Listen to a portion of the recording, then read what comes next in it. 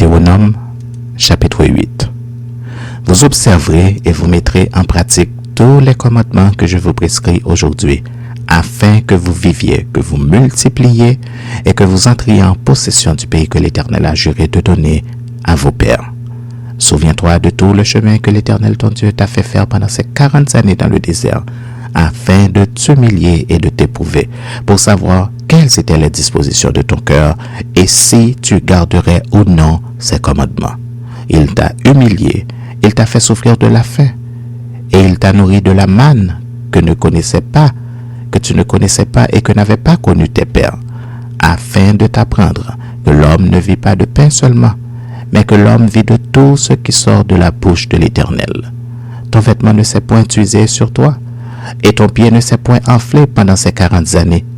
Reconnais en ton cœur que l'Éternel ton Dieu te châtie comme un homme châtie son enfant.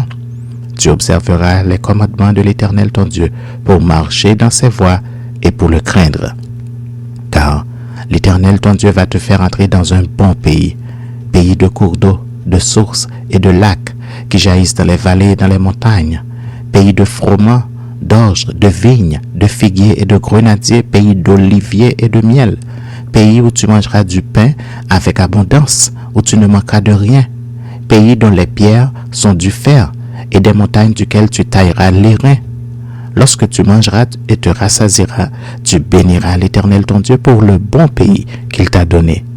Garde-toi d'oublier l'Éternel ton Dieu, au point de ne pas observer ses commandements, ses ordonnances et ses lois que je te prescris aujourd'hui.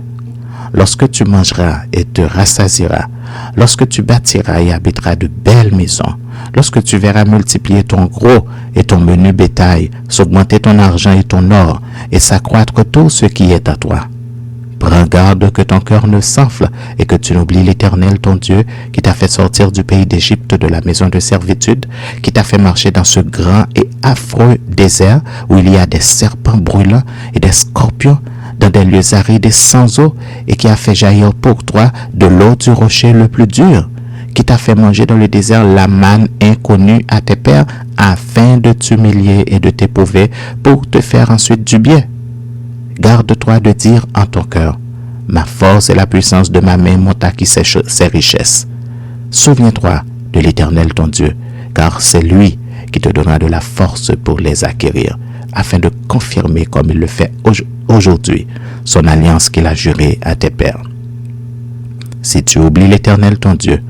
et que tu ailles auprès d'autres dieux,